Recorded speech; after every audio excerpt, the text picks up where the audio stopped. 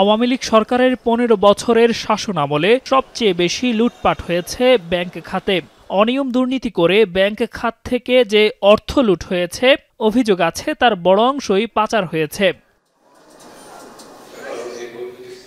বাংলাদেশের ব্যাংকিং সেক্টরের বর্তমান পরিস্থিতি নিয়ে রাজধানীর সিরডাপ মিলনায়তনে খোলামেলা কথা বলেন অর্থ উপদেষ্টা।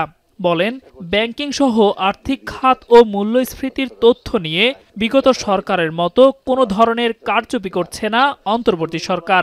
ব্যবসায়ীরা একটাই সাথে সব তথ্যগুলি পাবে, ইভেন তাদের যে ক্লিয়ারেন্স কোথায়, ট্যাক্স দিয়েছে কোথায়, এইগুলো যেন পাওয়া যায়। এইরকম ডেটা ম্যানেজমেন্ট, এইরকম যদি আপনার উইন্ডো থাকে, সহজে চেষ্টা করছি। বিবিএস আছে, যে তথ্য ব্যবস্থাপনা যেন আরেকটু বেটার হয়, কুইক হয়। এছাড়া শেয়ার বাজারে বিশৃঙ্খলার জন্য নিয়ন্ত্রণ সংস্থা বিএসইসিকেই দায়ী করেন অর্থ উপদেষ্টা। বলেন, বিএসইসি অনিয়মে বিনিয়োগকারীরা ক্ষতিগ্রস্ত হচ্ছেন।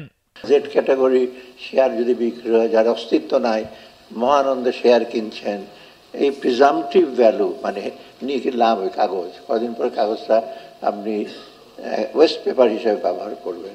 তো এগুলো একটু কষ্ট হবে, এবং এই জন্য আমি দায়ী না, বিনিয়োগকারীদের দায়ী করছি না। যারা প্লেয়ার ভেতরে, যারা রেগুলেটর, তাদের অনেক দোষ আছে। আর্থিক খাত ঢেলে সাজানোর কাজ চলছে জানিয়ে অর্থ সচিব বলেন, ভবিষ্যতে এই খাতে বিশৃঙ্খলা রোধে এ সংস্কার কাজে দেবে। ব্যাংকিং সেক্টরে ব্যাপক রিফর্ম নেওয়া হয়েছে। বাংলাদেশ ব্যাংকের মাধ্যমে যেমন অ্যাসেট কোয়ালিটি রিভিউ হচ্ছে, ব্যাংক রেজুলেশন অ্যাক্ট হচ্ছে, এইগুলি দিয়ে আমরা ব্যাংক কোম্পানি অ্যাক্টের যে সীমাবদ্ধতা, সেই সীমাবদ্ধতাগুলি দূর করতে সক্ষম হব।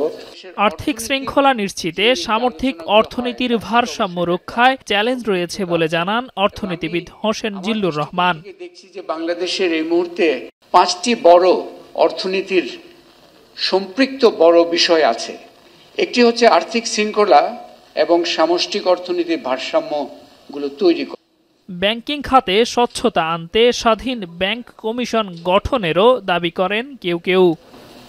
দেলোয়ার দোলন, এখন, ঢাকা।